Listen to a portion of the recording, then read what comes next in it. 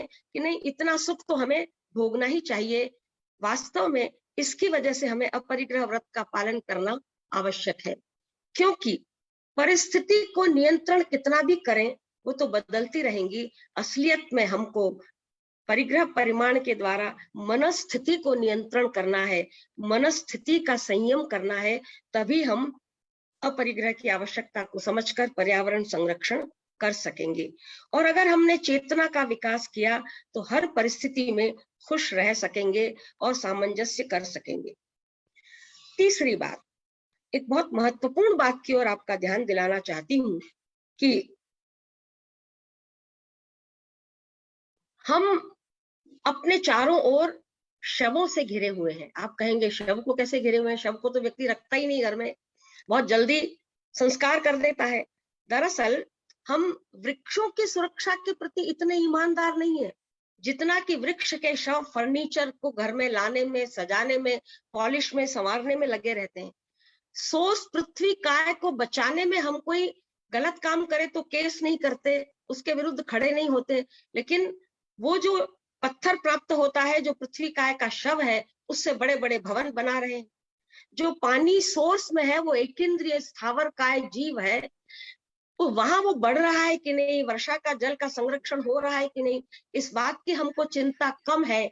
लेकिन हम तो प्रदूषित पानी को अनाप शनाप बहा रहे हैं, जरूरत बहुत कम की है तो भी ज्यादा प्रवाहित कर रहे हैं। तो ऐसी दृष्टि में हम चारों ओर घिरे हुए हैं जड़ पदार्थों से, शवों से। वास्तव में संग्रह तो हम शव का ही, जड़ का ही कर सकते हैं, चेतन का नहीं कर सकते। इस बात को यदि हम हृदयंगम कर ले, हम इस बात को समझ लें। देखिए, जरूरी है, हमको वनस्पति खाए बिना काम नहीं चलेगा। फल गिरा हुआ मिले तो मिले, नहीं तो तोड़कर भी खाना पड़ेगा। लेकिन हम कैसे कम से कम हिंसा, कम से कम इन प्राकृतिक उपादानों को डिस्टर्ब किए बिना अपना जीवन जी सकते हैं, ये कला हमको परिग्रह परिमाण व्रत से सीखनी होगी। और इस कला को सीखे बिना हम केवल शवों के उपासक हो जाएंगे, शिव या कल्याण या लोक कल्याण नहीं कर सकेंगे। इसलिए जड़ का संग्रह कम से कम करना है, जरूरत से ज्यादा नहीं करना है। जरूरत पर कोई उंगली नहीं उठाता, लेकिन आपको जिसके छुपाना पड़े, जिसको जिसके लिए आपको सुरक्षा के लिए चौकस रहना पड़े, और हम ये समझे कि देखो हमने तिजोरी में धन को क्या दबा के रख लिया है, किसी को पता नहीं चलेगा। एक महाराज श्री कहते हैं कि देखो तुम तो ये समझते हो, लेकिन वो धन ये कह रहा है कि हमने कितने बड़े आदमी को चौकीदार मुकर्रर कर लिया है। तो ये हम जब इस प्रकार अधीन हो जाते हैं पदार्थों के, तो हमारी स्वतंत्रता खंडित होती है। और परतंत्रता में कभी सुख नहीं है।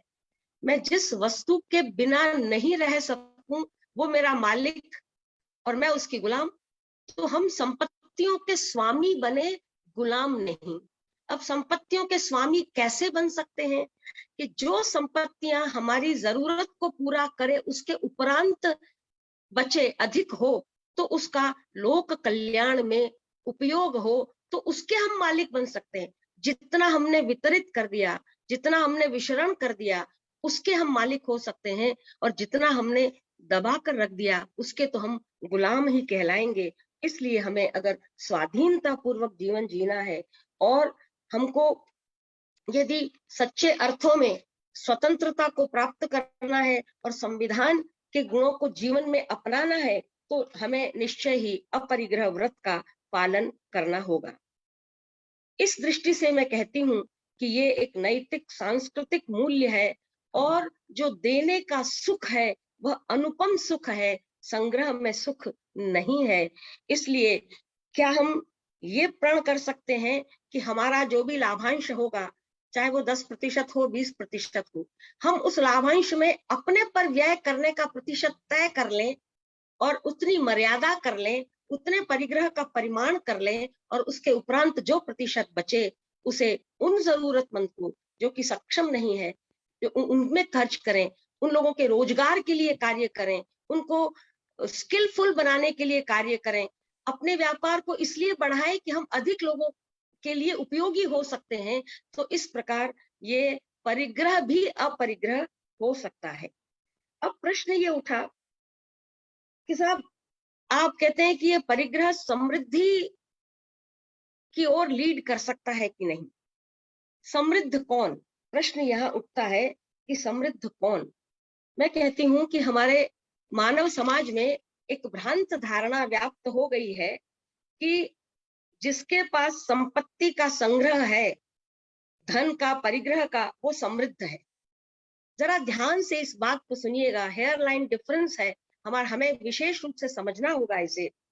वास्तव में समृद्ध वह है जो कि संपन्न है, जिसको आप वेल्दी कहते हैं, जो कि संपन्न है। अब संपन्न कौन है कि जिसके अभाव नहीं है, स्कैसिटी नहीं है, शॉर्टेज नहीं है, डर्थ नहीं है, वो है संपन्न। अब प्रश्न उठता है अभाव किसके नहीं है।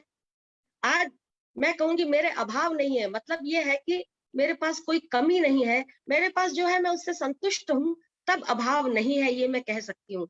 इसका मतलब है कि अभाव उसके नहीं है जिसके चाह नहीं है, और इस प्रकार यह चाह या इच्छा, इसका अभाव ही समृद्धि है।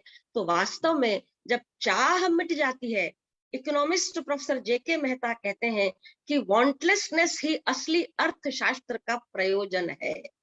इच्छा रहित ही होना ही सुख देता है। अपरिग्रह का अर्थ है इच्छा रहित हो जाना। कुछ लोग इच्छा की पूर्ति करके इच्छा रहित होकर अपने आप को सुखी मानते हैं, लेकिन कुछ लोग इच्छाएं आकाश के समान अनंत हैं, वे पूर्ति नहीं हो सकती, ऐसा समझकर ही इच्छाओं को उत्पन्न नहीं होने देते और वे सुखी होते हैं। ये प्रश्न बड़ा विरोधाभासी लगता है, क्योंकि कुछ साइकोलॉजिस्ट भी ये कह देते हैं कि भाई इच्छाओं की पूर्ति नहीं की तो मनोरोग हो जाएगा, और मनोरोग होने पर आप विकृत स्थिति मानसिकता वाले हो जाएंगे। लेकिन शोध से ये पता चलता है कि इच्छाओं की पूर्ति से सुख नहीं है, बल्कि इच्छाओं के अभाव में ही सुख है। मैं एक छोटे से अपने एग्जाम्पल से अपनी बात को कहकर बहुत जल्दी आगे बढ़ना चाहूंगी। मान लीजिए कि मुझे एक इच्छा हुई कि मैं एक कार खरीदूं। मैंने मुझे मारुति कार की इच्छा हुई, मैंने मारुति कार, मेरे जमाने की बात है, मैंने मारुति कार खरीद ली। मुझे लगा कि मेरी इच्छा पूरी हुई, मुझे सुख मिला। दूसरे दिन मैंने अपनी सखी के पास दूसरी गाड़ी देखी और देखा कि इसमें तो कुछ मेजर्स ज्यादा हैं, इसमें कुछ आराम ज्यादा है, कुछ सीट बड़ी है, कुछ इस प्रकार की भोग विलास पूर्ण स्थितियां अधिक हैं। तो मुझे तो ये लेना चाहिए था, मैंने ये क्या गलती कर दी। तो मुझे जो सुख इच्छा की पूर्ति से प्राप्त हुआ था, वह सुख गायब हो गया। तो इसका मतलब क्या हुआ कि इच्छा की पूर्ति से सुख कैसे हुआ। जैसे ही दूसरी इच्छा पैदा हुई, मेरा वह सुख गायब हो गया। अब इसमें बारीक बात यह है कि जितने समय तक कार की इच्छा का अभाव था, तब तक मैं सुखी रही। अब जैसे ही दूसरी इच्छा पैदा हो गई, मेरा सुख समाप्त हो गया। इसलिए जो तीर्थंकरों ने या जो श्रेष्ठ इकोनॉमिस्ट ने जो ये बात कही है कि इच्छा के अभाव में ही सुख है, इसको हमें अच्छी तरह समझना होगा। और ये बात हमें तब समझ में आ जाएगी कि हम कितनी भी इच्छा करें, सामग्रियां तो जड़ हैं, सामग्रियां से चेतना का विकास नहीं होता, पदार्थों में भौतिक सुख विद्यमान नहीं होता। सुख तो भीतर है, और वो भीतर रस अपरिग्रह से ही आ सकता है, परिमाण करने पर ही आ सकता है, संयम रस से रस में डूबने पर ही आ सकता है, सेवा करने पर ही आ सकता है। मुझसे किसी ने प्रश्न किया कि आप सेवा की बात करें, मैं कमाता हूँ, मैं अर्जित करता हूँ, इतनी मुश्किल से पैसा इकट्ठा करता हूँ, और मैं फिर वो सेवा क्यों करूं, मैं क्यों खर्च करूं किसी दूसरे पर, मैं क्यों नहीं। तो ये इस प्रश्न का बड़ा भारी इम्पैक्ट आज के लोगों पर है कि क्योंकि मैं कमा रहा हूं, ये मैं इसका स्वामी हूं, इसलिए मैं खर्च करूंगा। इस बात को हमें अपरिग्रह के परिप्रेक्ष्य में समझने की आवश्यकता है कि मैं अगर एक गिलास पानी सेवन करती हूँ, तो वह अगर शुद्ध हो तभी मैं सेवन कर सकती हूँ, और मेरी प्यास उससे मिटती है, मेरा जीवन उससे चलता है, प्राण उससे सुरक्षित रहते हैं। तो क्या मेरा दायित्व नहीं है कि मैं जल प्रदूषण नहीं हो इसमें मदद करूं। मेरे तन पर एक कपड़ा आता है, तो वहां पर किसान कपास बोता है, कुछ बिनोला बनाता है, कोई सूत बनाता है, फिर उसका वस्त्र बनाता है, उसको रंगाई छपाई बुनाई करता है, बाजार में लाता है, बेचता है। न जाने कितने हाथों से होकर ये मेरे तन पर एक वस्त्र आता है। तो उन सब लोगों की अगर दशा कुछ ऐसी हो कि जहां सहायता की, परस्पर उपग्रह करने की आवश्यकता हो, तो क्या मेरा दायित्व तो नहीं है कि वह करके मैं संपन्न हूं, खुश हूं और तब अपने आप को समृद्ध मानूं। तो इस दृष्टि से चूंकि हम सेवन करते हैं, इसलिए सेवा करना बहुत जरूरी है। और जब सेवा में रस आने लगता है, या हम जब अपनी चेतना को पुरस्कृत करने के लिए काम में रस लेने लगते हैं, तो फिर हमें संग्रह की ओर हमारा ध्यान ही नहीं जाता। तब यह कहने में हमारा ध्यान नहीं जाता कि ये मेरा है, मैं इसका मालिक हूँ, कोई दूसरा नहीं ले सकता। तो हमारे सारे भ्रम टूट जाते हैं और हम जो शोषण वृत्ति है उससे भी ऊपर उठ जाते हैं। न तो हम व्यक्तियों की स्वतंत्र सत्ता को बाधित करते हैं, उन्हें सर्वेंट या नीचा या निम्न समझकर, और न हम भौतिक पदार्थों के स्वामी मानकर उनका अधिकतम व्यर्थ उपयोग कर सकते हैं, क्योंकि उनकी भी सत्ता अलग है, विशिष्ट है, अति विशिष्ट है। तो इस प्रकार हमें अपरिग्रह व्रत का पालन करने की बहुत आवश्यकता है। ये बात हमारे सामने आई। अब बात ये आई थी कि अर्थशास्त्र के क्षेत्र में अर्थ की वृद्धि को आर्थिक उन्नति कहा जाता है, और जहां आर्थिक उन्नति हो वह व्यक्ति भी श्रेष्ठ माना जाता है, राष्ट्र भी श्रेष्ठ माना जाता है। तो हम कुछ जरा अर्थशास्त्र के द्वारा जो कुछ विकास, तथा कथित विकास नाम से हम जिसको जानते हैं वो हुआ है, उसकी क्या दशा है। सबसे पहले दरअसल पूंजीवाद जो कैपिटलिज्म है, उसका प्रयोजन था कि पूंजी का समान वितरण हो और सभी सुखी रहें। लेकिन पूंजीवाद के माध्यम से जो कुछ व्यापार, वाणिज्य और पूंजी के माध्यम से पूंजी का विकास हुआ, उसमें कुछ धारणाएं ऐसी विकसित हो गईं, कुछ इस प्रकार के प्रत्यय सामने आए कि जिसकी वजह से जो लोक कल्याणकारी होना चाहिए था, उसे वह इतना लोक कल्याणकारी नहीं हो सकता।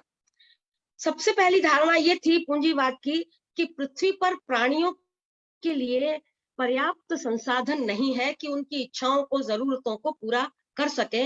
इसलिए उन्होंने एक प्रत्यय दिया, स्कैरसिटी प्रत्यय। स्कैरसिटी अप्राचुर्य या न्यूनता का प्रत्यय।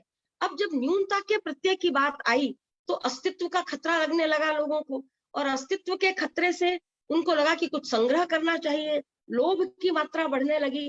तो इस दृष्टि से यहाँ इस प्रत्यय ने बहुत नुकसान किया और पर्यावरण का भी प्रदूषण और पर्यावरण का दोहन इससे होने लगा। लेकिन वास्तविकता क्या है? वास्तविकता ये है कि आवश्यकताओं की पूर्ति संभव है। धरती के पास इतने संसाधन हैं कि वे प्राणी मात्र की आवश्यकता को पूरी कर सकते, लेकिन इच्छाओं को पूरी नहीं कर सकता।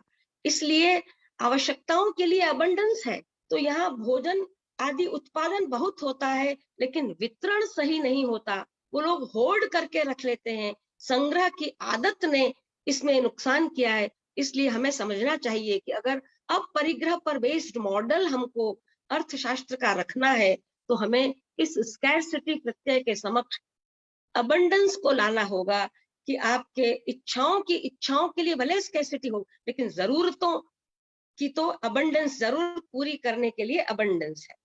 दूसरा एक प्रत्यय उन्होंने कहा कि उत्पादन बढ़ाने के लिए कंपटीशन आवश्यक है। जब होड़ होगी तो उत्तम वस्तु आएगी, बाजार में ज्यादा वस्तुएं आएंगी और मूल्य की भी वृद्धि होगी और आर्थिक विकास होगा। लेकिन क्या हुआ इससे कि मध्यम और लघु स्तरीय व्यापार बंद से हो गए, बाजार पर कॉरपोरेट का अधिकार हो गया, और इस प्रकार एकाधिकार से अधिक लोगों का नुकसान और केवल कम लोगों को आर्थिक लोभ पूर्ति करने का अवसर मिला। तो ऐसे समय में ये अपरिग्रह बेस्ड मॉडल कहता है कि कंपटीशन से अधम उत्पत्ति हो सकती है। किसी को नीचा करके आप कोई अच्छा काम नहीं कर सकते, इसलिए कोऑपरेशन करना जरूरी है। तो scarcity versus abundance, competition versus cooperation, और तीसरी बात जो सामने आई कि प्रलोभन यानी इंसेंटिव पूंजी वृद्धि में सहायक है। तो पूंजीपतियों ने इंसेंटिव देना शुरू किया और छोटी इकाइयों को मर्ज करना शुरू किया कि ये सिक इकाई है, इसको मर्ज कर दिया जाए, और उस मर्जर से उनकी लोभ बढ़ा, वाणिज्यिक मनोवृत्ति भड़की, उदारता समविभाग का क्षय हो गया, स्वप्रेरणा खत्म हो गई। चाहिए ये था कि अपरिग्रह की दृष्टि से मोटिवेशन देते, उनको कुछ सहायता करके खड़ा कर देते, तो निश्चय ही यह बात व्यापार, वाणिज्य और उत्पादन के लिए भी सार्थक होती। इस दृष्टि से हमने देखा कि पूंजीवाद का प्रयोजन भले सबको सुख देना था, लेकिन न तो वे सबको सुख दे सके, और इन कुछ भ्रांत धारणाओं के कारण तो आज हम अगर अपरिग्रह का मॉडल सामने लेते हैं, तो इच्छाओं के समक्ष जरूरतों को रखना होगा, और स्कैरसिटी के समक्ष अबंडेंस को, कंपटीशन के समक्ष कोऑपरेशन को, और इंसेंटिव के समक्ष मोटिवेशन को। जरा आगे देखिए, एडम स्मिथ कहते हैं कि सार्वजनिक जो जितना खर्च करता है वह उतना सुखी है। तो इस प्रत्यय में सार्वजनिक नैतिकता का अभाव हुआ, और जो जितना खर्च करने के लिए उत्पादन ज्यादा चाहिए, इसमें भी पर्यावरण का दोहन हुआ। समय की सीमा है, मैं बहुत संक्षेप में बढ़ती हूँ। जे बेंथम ने कहा कि व्यक्तिगत सुख से सभी का सुख है, तो व्यक्तिगत लाभ से समाज का भी लाभ होगा। अगर ऐसा कहा तो इससे भी संग्रह का दोष पैदा हुआ, और उत्पादन तो अधिक हुआ, लेकिन कृत्रिम जरूरत और कृत्रिम बाजार बढ़ गए। इवन शिक्षा और चिकित्सा भी प्रभावित हुए, और यहाँ दरअसल ग्लोब में जरूरत के बाजारों की अपेक्षा महत्वाकांक्षा के बाजार पनपे। राजस्थान पत्रिका ने 29 अक्टूबर में कुछ पंक्तियां जो दी हैं, मैं आपके सामने रखती हूँ कि वैश्विक बाजार के सिद्धांत दरअसल उन महत्वाकांक्षी बाजारों को फलने फूलने का मौका देने वाली नीति है, जिनके रास्ते व्यक्ति लालच से होकर गुजरते हैं। हमारे पूरब में बाजार का सिद्धांत जरूरतों पर आधारित था। किसी आत्मनिर्भर समाज के लिए यह एक जरूरी शर्त होती है उस तरह। इसीलिए महात्मा गांधी ने ग्राम स्वराज की कल्पना की। अब वैश्विक बाजार की जरूरतें इस कल्पना पर हावी हो गई हैं, इसलिए हम आत्मनिर्भर नहीं हो पा रहे हैं। और इससे आगे सूचना तकनीक निश्चित रूप से मानवता के लिए किसी वरदान से कम नहीं है, पर महत्वाकांक्षी बाजार ने कैसे मानवता के लिए अभिशाप बना दिया, फेसबुक फाइल्स, लीक दस्तावेज के खुलासों से समझा जा सकता है। उनके लिए भारत एक सिर्फ बड़ा बाजार हो सकता है, लेकिन हमारे लिए तो भारत सब कुछ है।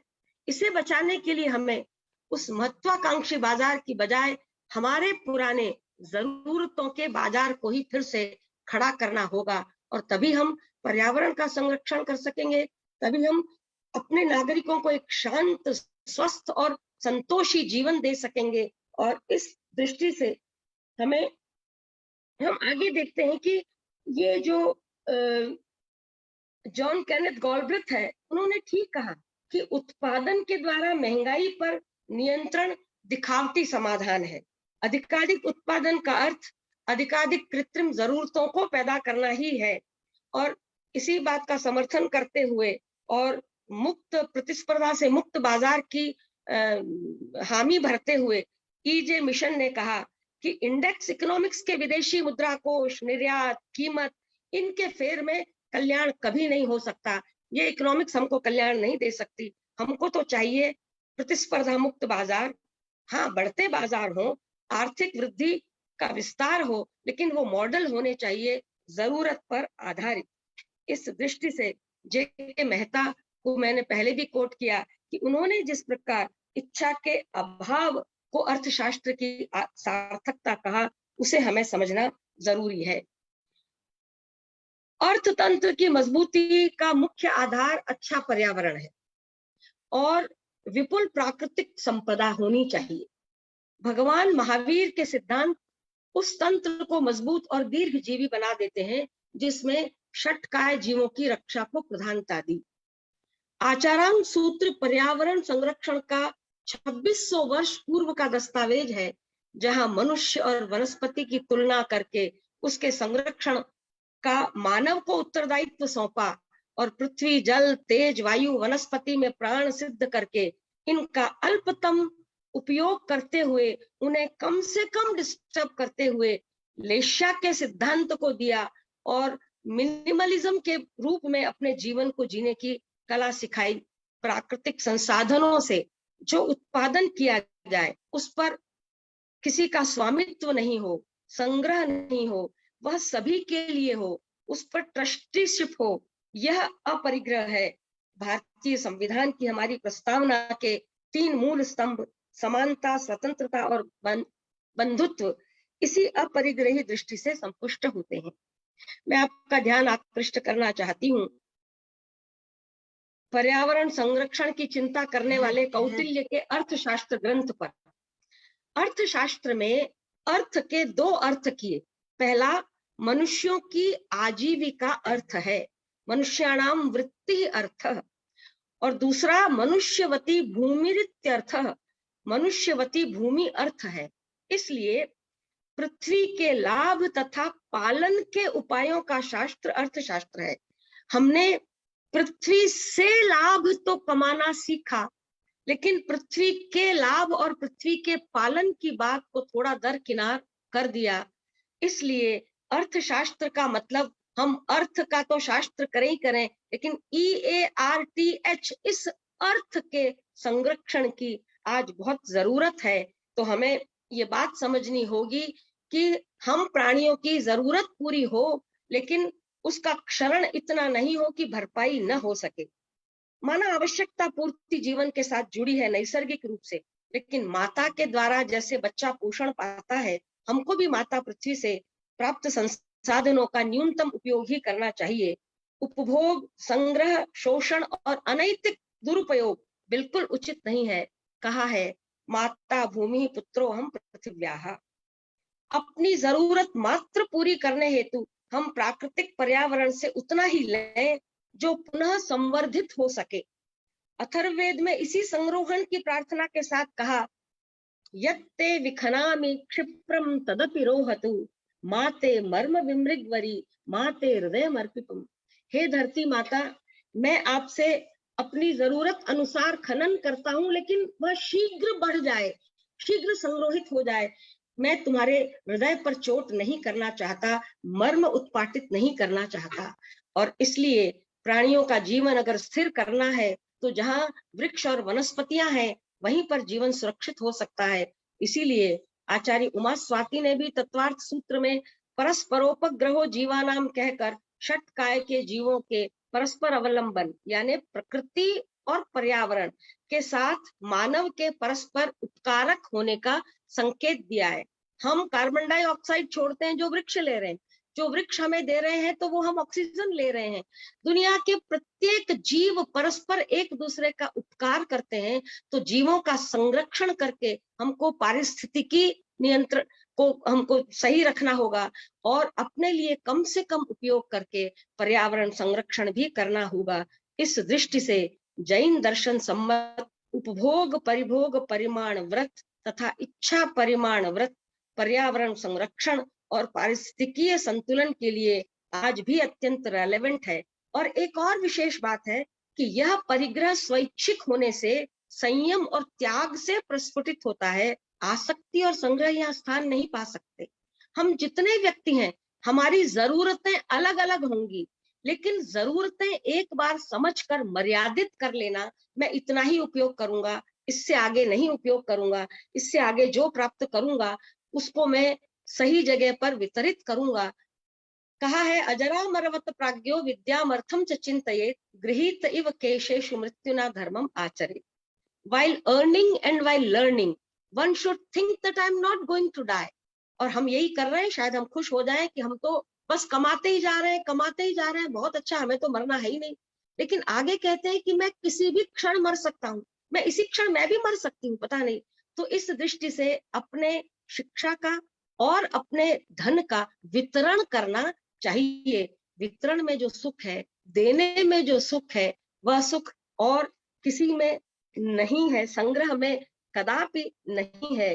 जब विश्व के सबसे अमीर व्यक्तियों में बिल गेट्स से पूछा कि साहब देने के विषय में आपका क्या मत है, क्लिंटन ने पूछा था, तो उन्होंने कहा कि धन कमाना बड़ा कठिन है, देना उससे भी कठिन। तो कहा कि फिर आपने इतना कैसे दिया? तो बोले, लेकिन देने का जो आनंद है उसका कोई मुकाबला नहीं है, देने का आनंद सबसे अधिक है। तो हमको आज वर्तमान में पर्यावरण संरक्षण के लिए पर्यावरणीय नैतिकता की राह अवश्य पकड़नी होगी। मनुष्य अपने आप को प्रकृति का मालिक नहीं समझे, वह एक उसका विकसित अंग है। अतः वह प्रकृति के संरक्षण के लिए उत्तरदायी है, न केवल अपने अस्तित्व के संरक्षण के लिए, बल्कि पर्यावरण के संरक्षण के लिए भी मानव उत्तरदायी है, क्योंकि वो सबसे अधिक विकसित प्राणी है। आधुनिक चिंतकों ने रित केंद्रित नैतिकता पर बल दिया है कि प्राकृतिक जो नियम है उनमें बाधा न पहुंचे और वे संसाधन पुनः पुनः संग्रहित होते चले जाएं। मैं बहुत संक्षेप में ये बताना चाहूंगी कि रचेल कार्सन की साइलेंट स्प्रिंग तथा पीटर सिंगर की एनिमल लिबरेशन जैसी कृतियों ने पर्यावरण, वनस्पति संपदा तथा पशु पक्षियों के प्रति हमारे नैतिक दायित्व को जगाया है। हमें अब सावधान हो जाना चाहिए। आल्डो लियोपोल्ड की लैंड एथिक्स और अर्ने नेस की इकोलॉजी, कम्युनिटी एंड लाइफस्टाइल, ये जो गहन पारिस्थितिकी पर पुस्तक है वह भी बहुत उल्लेखनीय है। कई गहन पारिस्थितिकी विदों की भाषा में कहें तो प्रकृति चक्राकार रूप में कार्य करती है। मतलब क्या है कि प्रकृति में उत्पादन और उपभोग का एक चक्र है, जिसमें प्राकृतिक उत्पादन का उपयोग होने के बाद बचा हुआ जो अवशिष्ट कचरा है वह भी पुनः उत्पादक बन जाता है। गिरे हुए पत्ते इत्यादि खाद बन जाते हैं। किंतु पूंजीवाद व्यवस्था में उत्पादन सदा एक दिशा में होता है, जिसे विकास नाम दिया जाता है। किंतु उसमें अत्यधिक मात्रा में बचा हुआ अवशिष्ट कचरा न तो पुनः उत्पादक होता है और उचित तकनीक के बिना इसे पुनः काम में भी नहीं लिया जा सकता।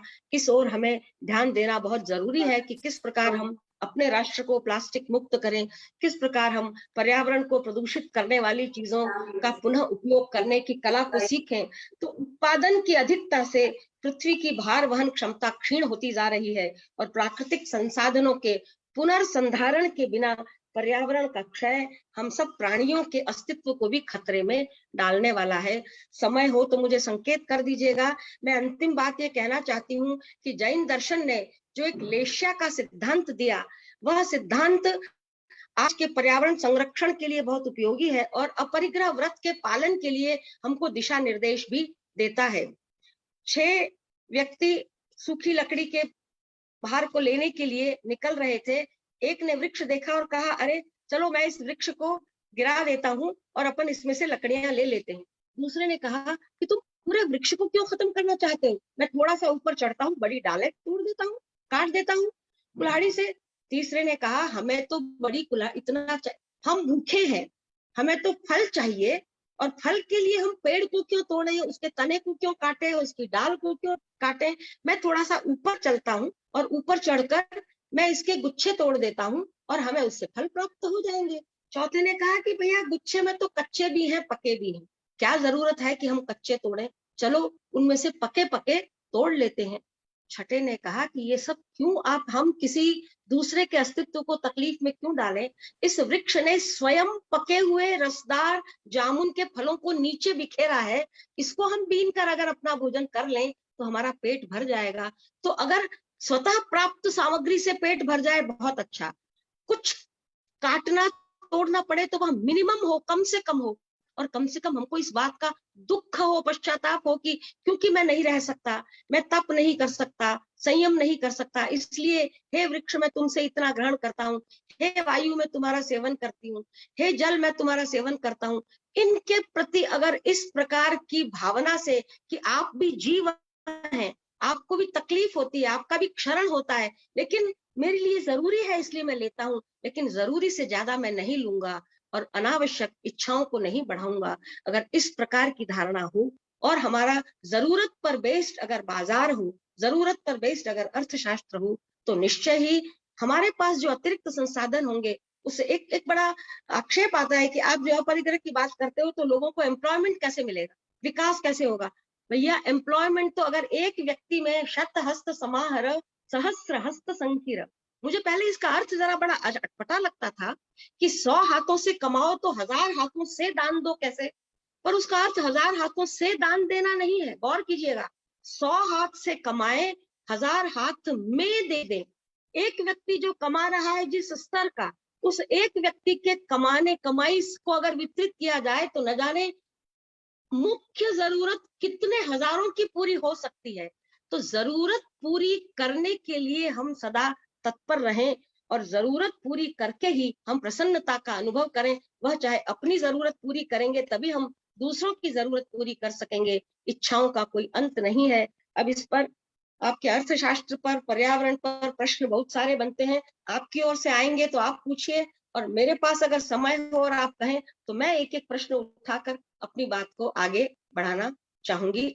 इस दृष्टि से मैं समझती हूँ कि आज के युग के लिए परिग्रह का परिमित करने का व्रत लेना बहुत जरूरी है। इससे हम भी प्रसन्न होंगे, हमारी स्वतंत्रता होगी, हमारी गुलामी कम होगी, हम प्रसन्न होंगे। जितना चेतना के नजदीक रहेंगे, अगर सुने घर में कोई अकेला रहे, बहुत बड़ा घर है, बहुत फर्नीचर है, सारे साधन है, उसका मन नहीं लगता, क्योंकि वहां कोई चेतन नहीं है उसके साथ इंटरेक्ट करने के लिए।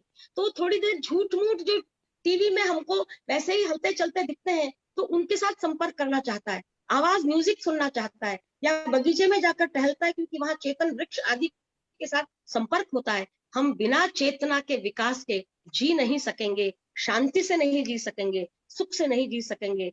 इसलिए जड़ वस्तुओं को इकट्ठा करने की भूल करने की अपेक्षा हम अपनी चेतना को भी विकसित करें, और संसार में जितने चेतन प्राणी हैं उनका विकास करें, उनका संरक्षण करें, उनकी जरूरतों को पूरा करें। तो निश्चय ही हम एक मनुष्य होने का एक दायित्व निभा सकेंगे। जय Hind. Thank you, ma'am. It was excellent, and I'm sure people have a lot of questions, so we will take a few questions. Vishal bhai? Please. Yes.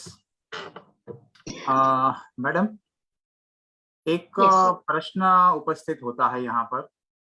देखिए, वैचारिक तौर पर तो इसमें कोई दो राय नहीं है कि जितनी आप इच्छाएं कम करें, जितना कम से कम मटेरियलिज्म या कंज्यूमरिज्म का आप अपने डे टू डे लाइफ में प्रैक्टिस करें, it is good for humanity, good for environment. इसमें ये वैचारिक दृष्टि से तो इसमें कोई दो राय नहीं है। ऐसे बहुत सारे एग्जाम्पल हमारे पास उपस्थित है जहां पर काफी सुखी संपन्न लोग पर्सनल लाइफ में बहुत सादगी भरा जीवन जीते हैं।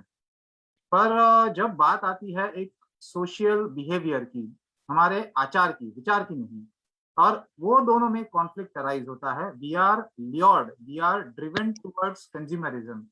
एक अभी उदाहरण की बात मैं आपको बताऊं, लेटेस्ट अभी त्योहारों की सीजन थी पिछले हफ्ते, और लोग शॉपिंग के लिए निकलते हैं, कुछ जरूरत की चीज होती है, कुछ ऐसे ही खरीदी करने के लिए निकलते हैं।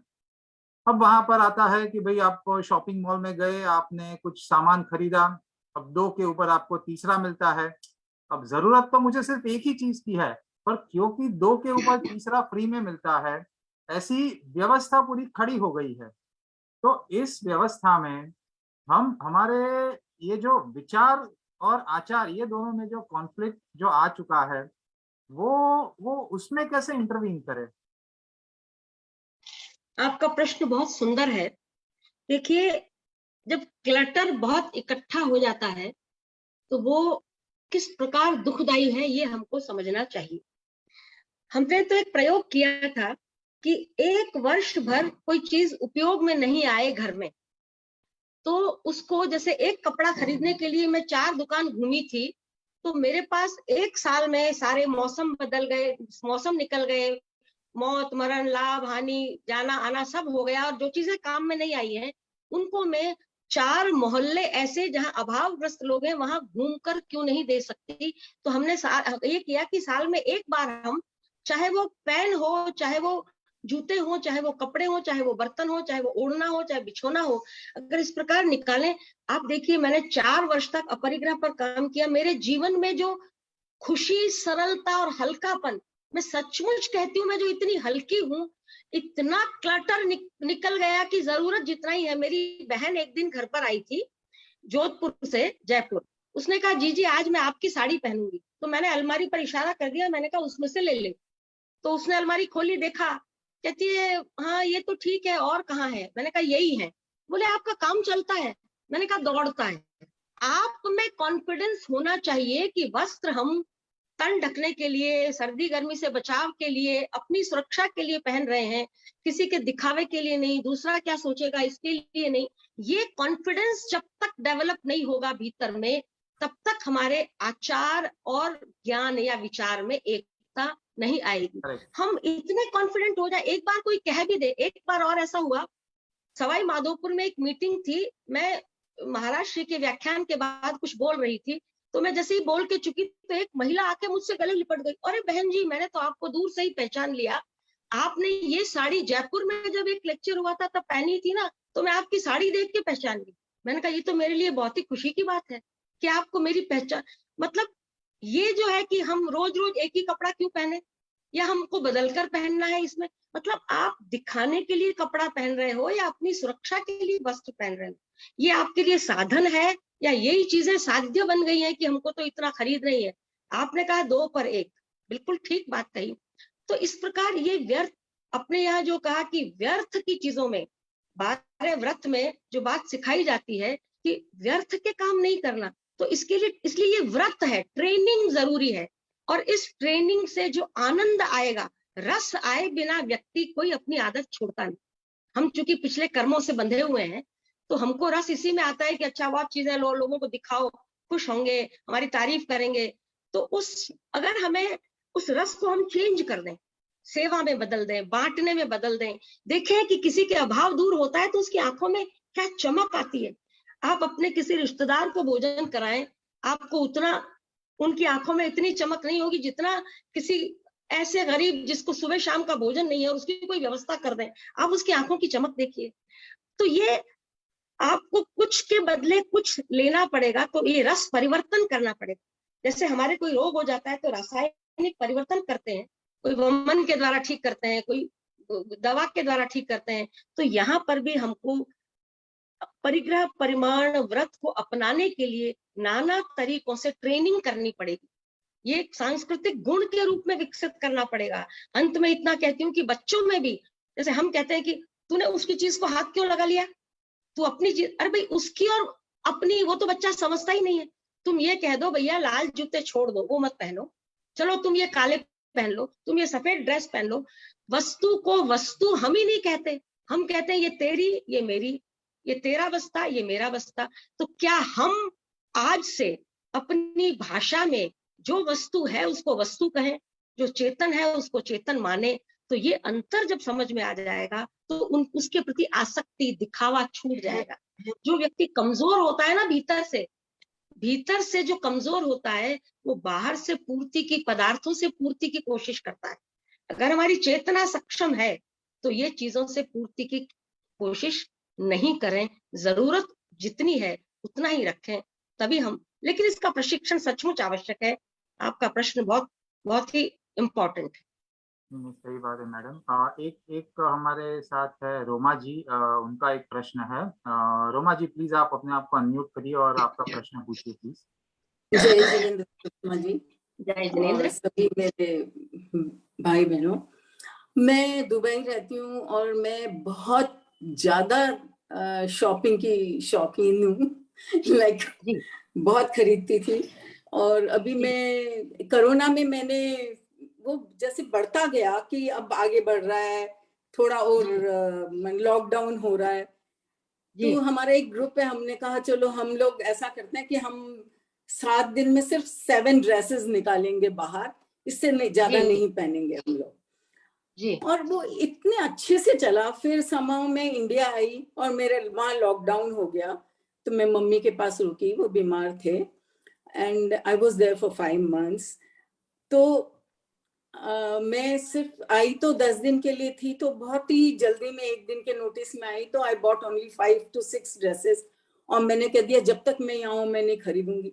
मेरे कपड़े इतने बेकार हो गए थे, मैं आपको बता नहीं सकती हूँ। मेरी मम्मी, मेरा ब्रदर दोनों वो कहने लगे प्लीज तू अब चेंज कर ले, लेकिन मैंने कहा नहीं मैं नहीं मंगाऊंगी। और मेरे को इतनी अच्छी सीख मिली कि मैंने इन 2 सालों में I bought only 1 dress, and मेरे को बहुत अच्छा लगा। और मैंने सोच लिया था कि मैं नहीं करूंगी, I will not go to the parlour also. और मैंने इतने अच्छे से उसको मतलब हैंडल कर लिया, and I feel very good. मेरे को from the bottom of my heart मुझे अच्छा लगता है कि मैं कर सकती हूँ। So, आपने बहुत सुंदर बात कही, क्योंकि आप कर सकते हैं तो आपको ये विश्वास है कि दूसरा भी कर सकता है, राइट? हाँ, कर सकते हैं। हाँ जी जी। कोरोना ने ये समझा दिया कि हमारी वास्तविक जरूरत कितनी है। लोग कहते हैं जी। खर्च ही नहीं हो रहा। अरे भाई, खर्च ही नहीं हो रहा तो जिनको जरूरत है उन पर तो कर दो। उनकी दवा के लिए कर दो, उनके भोजन के लिए कर दो, उनके वस्त्र के लिए कर दो। फिर देखिए कि क्या दिक्कत, वो रियल इन्वेस्टमेंट तो वो है जो जरूरतमंद के लिए किया जाए। और सचमुच पता चल गया कि जरूरतें हमारी कितनी कम है। अगर कुछ ज्यादा है तो इच्छाएं हैं। तो आपने अपना एक्सपीरियंस शेयर किया और इतनी खुशी का अनुभव किया। मैं भी वही खुशी अनुभव करती हूँ। आप बिल्कुल सही कह रहे हैं, कम में इतना आनंद है। शुमाकर ने कहा था स्मॉल इज ब्यूटीफुल। ब्यूटीफुल। और एक कहा कि आपकी अंगुलियों की जितनी संख्या है उससे ज्यादा संग्रह करना बिल्कुल उचित नहीं है। मनुष्य को चाहिए कि अधिक से अधिक अपनी उंगलियों की संख्या के जितनी सामग्री रखे, गिन सके उनको। मतलब ऐसा नहीं है कि आपको कुछ पता ही नहीं है कि क्या है, कितने समय से इकट्ठे किए जा रहे हैं और निकालते नहीं है। आप कुछ लाएं तो निकालते रहिए। दीपावली का त्योहार इसीलिए आता है कि आप शेयर करें दूसरों के साथ और अपने यहाँ आप जिनको जरूरत है उनको उसको बांटें। तो बहुत, और इसमें मेरे को एक बहुत अच्छा इंस्पिरेशन भी मिला कि लाइक मैंने कह दिया कि मैं बिल्कुल गोल्ड नहीं खरीदूंगी फॉर 2 years। नहीं तो जाते थे, अच्छी डिजाइन मिलती थी, ले आते थे। और इस बार आप सोचेंगे नहीं, मैंने दिवाली पे भी नहीं गई, मैंने नए क्लोथ्स भी नहीं खरीदे। मुझे फिर वो कबर्ड खुला ही नहीं तो मुझे सफाई भी नहीं करनी पड़ी। तो क्योंकि वो जो जैसे हैंगर में रखे थे वो वैसे ही थे। सो मुझे अच्छा लग बहुत रहा सारे है, फायदे हैं, बहुत अच्छा लग रहा है। बहुत सारे फायदे हैं, बहुत सारे फायदे। इतना तो मन शांत रहता है और आपकी कार्य करने की क्षमता बढ़ जाती है। आप जब परिग्रह का परिमाण कर लेते हैं तो वो क्षमता बढ़ जाती है और उसमें जो रस आने लगता है फिर आपको जरा, क्योंकि आप एक एक लेवल पर पहुंच जाते हो, आपको दिखावा चाहिए ही नहीं। दिखावा नहीं। आप जब अकेले होते हो, हम अकेले होते हैं तो थोड़ा फटा हुआ पुराना, अरे भाई ये थोड़ा आराम देगा, ये पहनते हैं। फटे अकेले होते हैं तो जल्दी से सब उतार के रख देते हैं, आराम से रहो। इसका मतलब क्या, इसमें आराम नहीं है, ये केवल दिखावा है। तो ठीक है, हम समाज में रह रहे हैं, उस मर्यादा के अनुरूप हमको वो भी करना पड़ेगा, करना चाहिए, लेकिन उसमें अनासक्त हुए बिना। अच्छा, अनासक्ति हुए बिना कि अगर कोई छोटा मोटा नुकसान भी हो जाएगा ना तो हमको बाधित नहीं करेगा, हमको बीमार नहीं बनाएगा, हमको पागल नहीं कर देगा। और नहीं तो हम एक छोटी सी भी कमी में हताश हो जाएंगे, पागल हो जाएंगे, मेंटली डिस्टर्ब हो जाएंगे, न जाने किस किस पर दोष मढ़ेंगे। तो ये बहुत फायदे की बात आपने कही, धन्यवाद। हमारे पास और एक रिक्वेस्ट आई है, आई थिंक गौरी शाह से, for the next question. Gauri Shah, आप प्लीज अनम्यूट करिए और आपका प्रश्न पूछिए।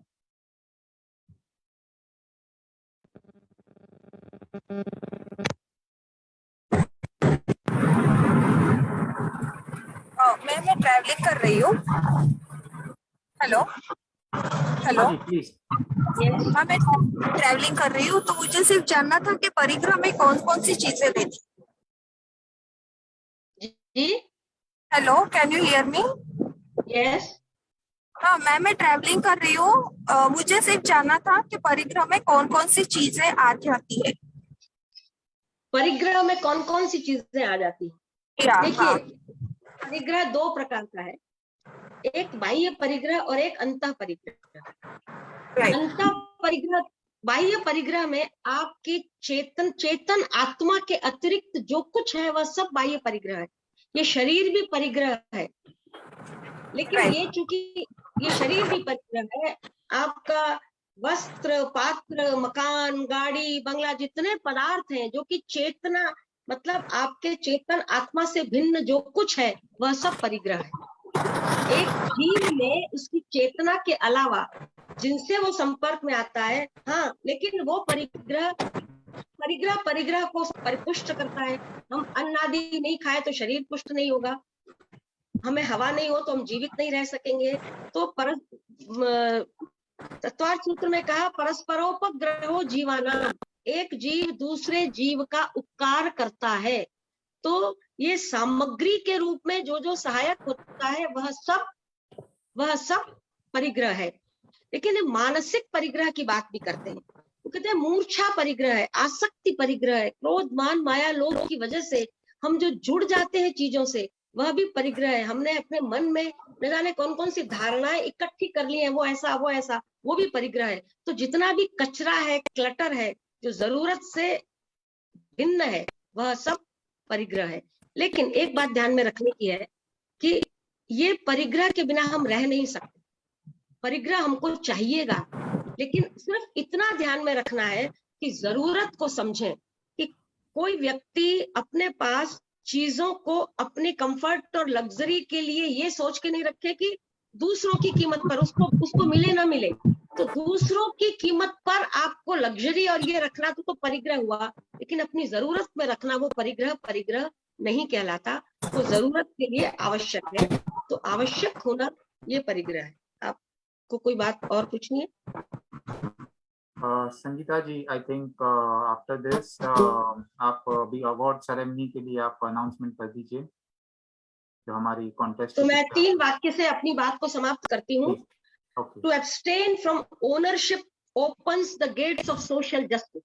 मैं इसका मालिक हूँ, इस मालिकाना विचार को छोड़ने से हम सामाजिक न्याय कर सकेंगे, कोई दूसरा उससे वंचित नहीं रहेगा। The absence of hoarding supports economic security. अगर हम संग्रह की आदत छोड़ देंगे तो हम आर्थिक रूप से सशक्त हो जाएंगे, कोई उससे वंचित नहीं रहेगा। और selflessness puts a stop to exploitation. अगर हम स्वार्थ से ऊपर उठ जाएंगे तो किसी का भी शोषण नहीं करेंगे। इस दृष्टि से अपरिग्रह हमें एक अच्छे जीवन जीने की प्रेरणा देता है।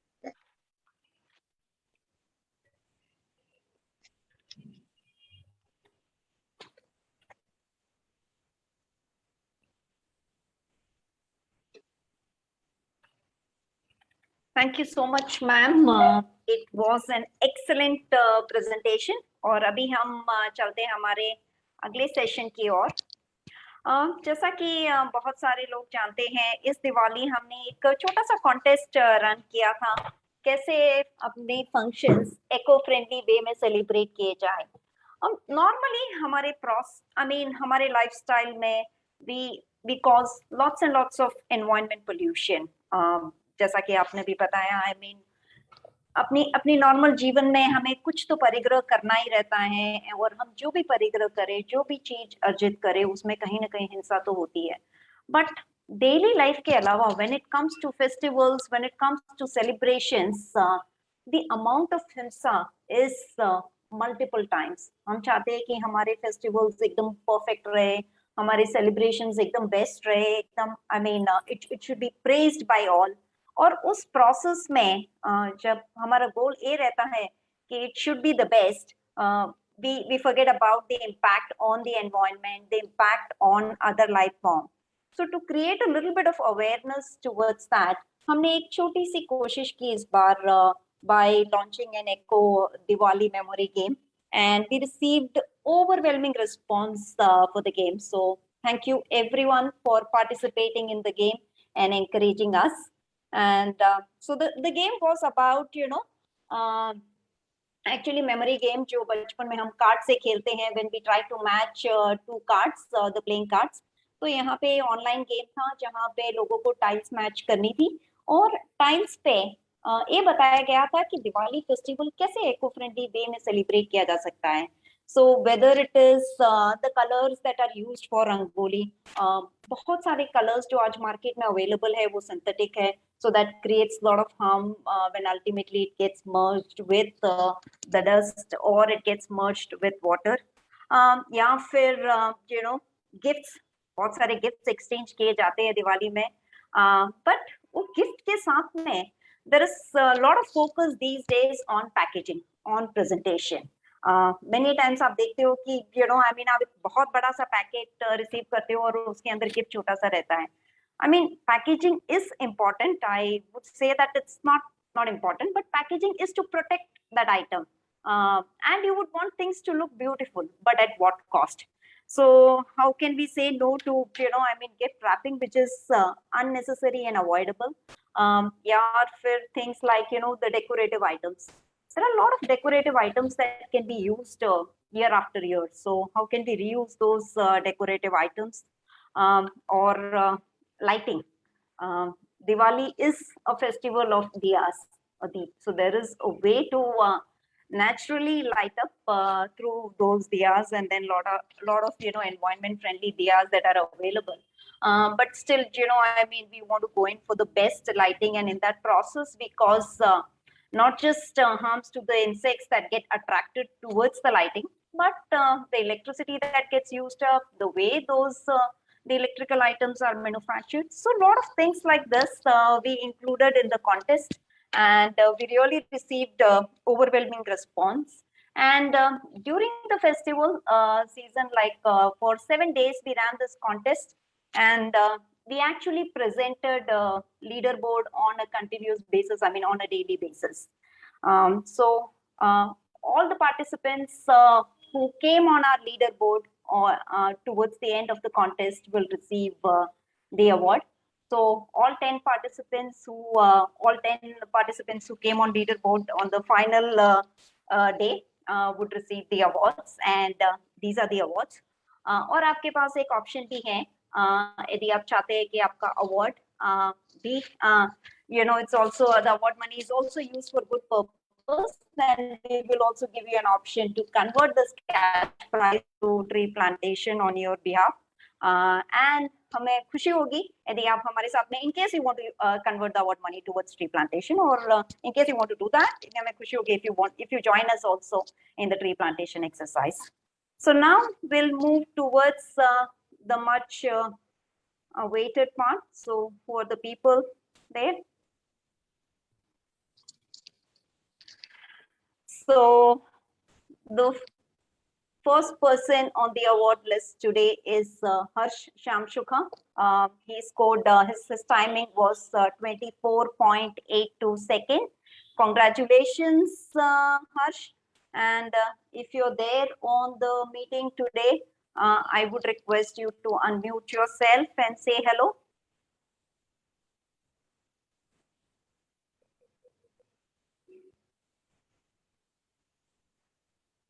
Hello, are you able to hear me?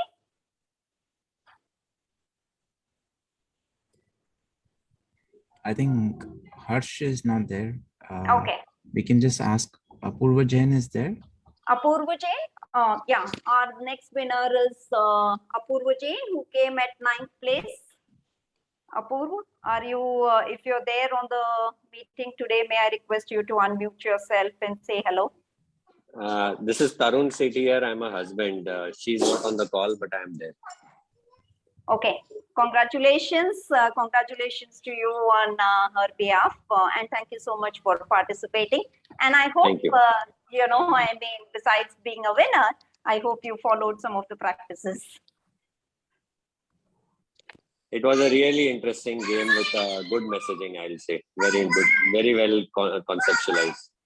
Thank you. Thank you so much, Tarunji. Aarti P. Seth, if you're there on the call, congratulations. You've come at the 8th position. Aarti, are you around? I don't think so. She's there. Yeah, I think because of the festive season still on, a lot of people could not join today's meeting. But anyways, congratulations to her too.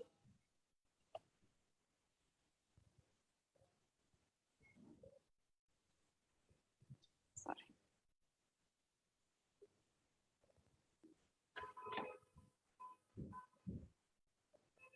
One second.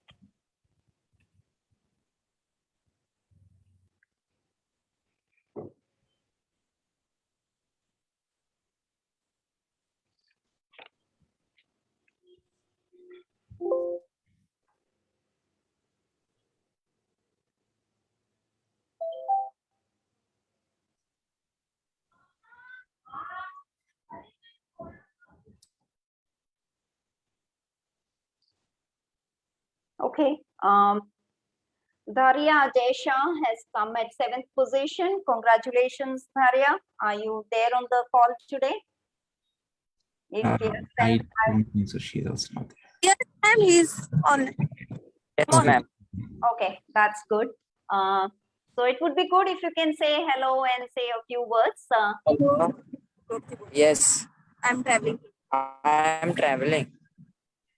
Okay, congratulations, Daria. Thank you so much for participating. And I hope it was informative for you, besides Yes. entertaining. Well, Okay, congratulations. Okay, Tarun Sethi. So Tarun Sethi has come at 6th position. Tarun Sethi, जी आप who is called पे? Tarun ji, can Yes, you- yes. I just spoke for Apurva Jain. Yeah, I am there on the call. Okay. Yes. Okay, Thank so you it's very all, much. Yeah. it's all in the family. Okay. Yes. Congratulations once Thank again. you. Thank I you. think competition within the family. all for a good cause. Good, good. All, Of yes, course, yeah. yes. Every drop makes a difference, and we are happy that you participated. Okay. Harsh Naveen Vora, ji, you are at 5th position. An impressive performance, 18.54. You know, I myself took more than a minute to complete this game. So I'm really happy with the performance of all the winners here. Harsh, ji, you're there on the call?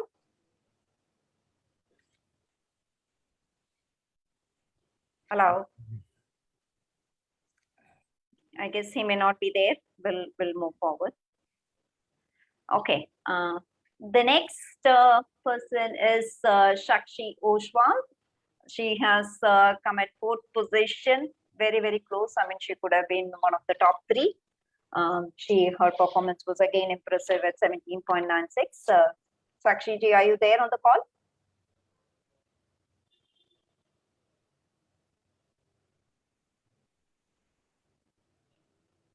Okay.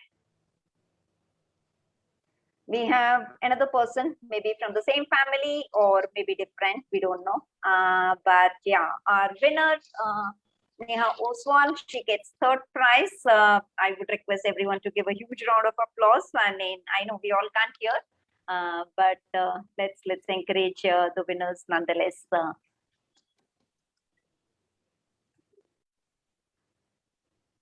Nirmala Oswal ji, maybe from the same family or just the same surname. She has come at the 2nd position and with a very impressive score of 16.71. So I would again request everyone to put your hands together for her. Nirmala ji, are you there on the call? Okay. Okay, and here comes our winner. And I know, I mean, he actually played the game every day to ensure that he remains at the top. And I'm sure he would have learned a lot in the process, because when you hear and read the same thing again and again, I'm sure it registers in the brain. I would request everyone to put together your hands and give a huge round of applause to Vihan Jain, a young boy. He's just 13 years old. Hearty congratulations, Vihan, for this impressive performance, and thank you so much for participating. Vihan, are you there on the call? Yes, yes, Yes, thank you. Okay. So Vihan, can you say, Ajiti, can you please, can you come on video, please, Vihan? My Yes, video is video. on. Okay. Sangeeta, can we? Yeah. Okay. Yeah. Fine. Is there? I'll- Vihan, can you unmute? Yeah, sorry. You would like to say something? Vihan, Yeah. Sadar Jai Jinendra, and good evening and a happy new year to one and all. My experience with the game was thrilling and joyful. How about y'all? This game was one of a kind, wasn't it? It was made really thoughtfully and precisely for the reason for conveying the important message, celebrating Diwali in an eco-friendly way, or how I would like to call it, enhanced and exquisite Diwali. I found the game really competitive personally. Every time I would improve my timing, there would be someone who yet did better. This motivated me further and inspired me to do better, and also shared my experience with some friends. Few days back, there was a climate change summit in Glasgow, where global leaders had assembled to present community solutions for preserving the planet. for fighting climate change and essentially ensuring life on this planet continues. Have you all ever thought about something like this? Our festivals and grand celebrations that famously comes at the cost of emitting toxins into the environment, which everyone would have noticed in the last couple of days. Our major metropolitan cities are engulfed with smoke and haze, and the air quality has worsened from what it was before, creating a lot of respiratory problems, not only for us children, but also adults. But it's not only about us humans, it's about the birds and animals as well. We have medicines and doctors that will treat us, but in our ecosystem, birds and animals don't have those services readily available for them.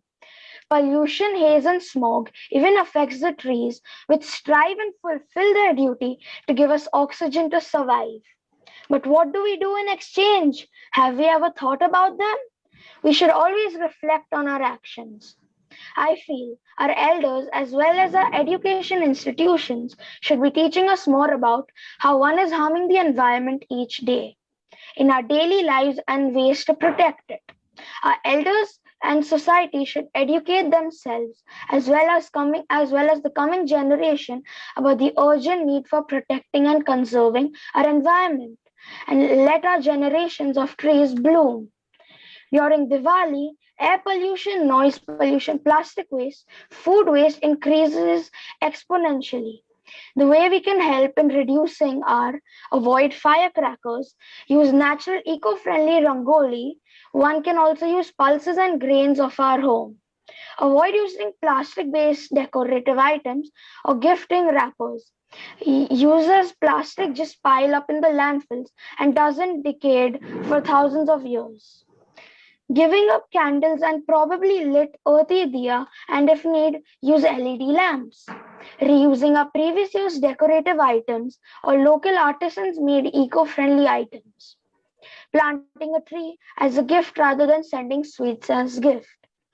If you really think our environment is less important than economy, try holding your breath while you can count your money. How can my future be secured if you don't act now? Thank you. Pranam.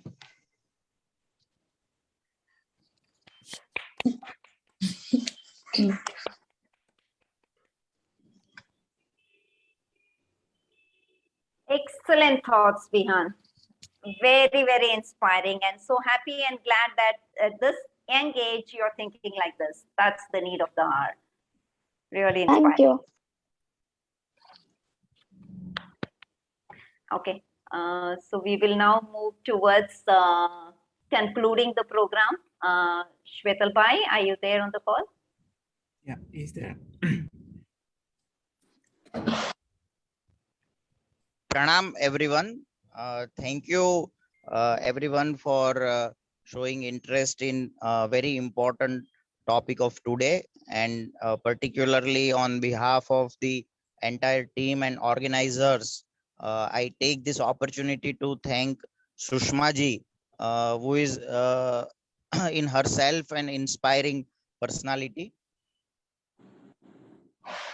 So we are very thankful to you, ma'am, being a professional in this area and having so much holistic knowledge of Jainism and our principle of aparigraha. You have very rightly given example of living life in harmony with our principles in today's era.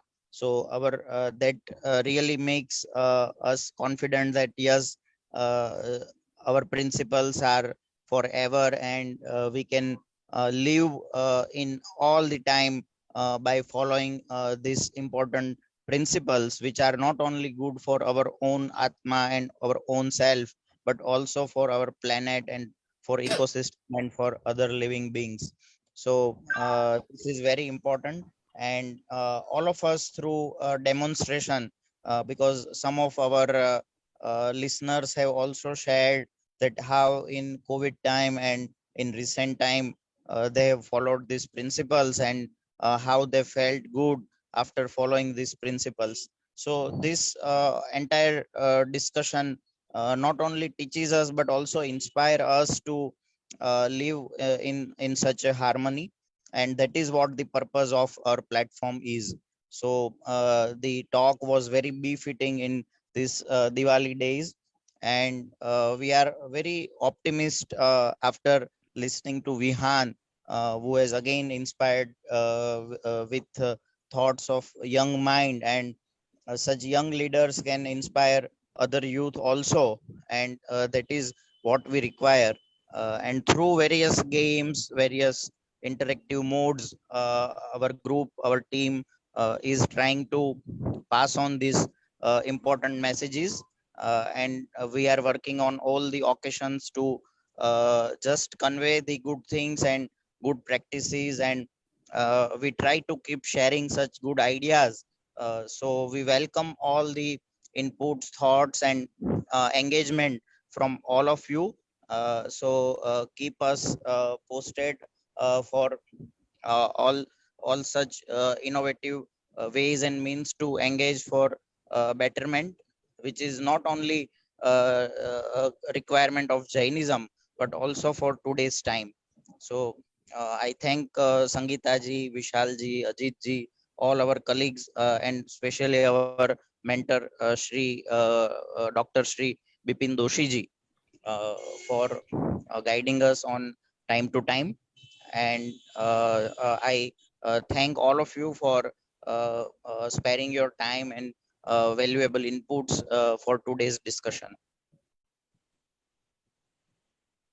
Thank you so much, Shwetal Bhai. And ma'am, I would like to once again thank you for taking out your time and being with us today. I know you have not been in the best of the health, but you still continued and came for this commitment. Thank you so much. And thank you all our viewers. यदि आप है तो हमारा program है. So thank you for coming during this festive season. Thank you and wish you all a very happy new year. With that, we conclude today's session and hope to see you all next time soon. Thank you. Thank you. Jai Thank Hind to you. everybody.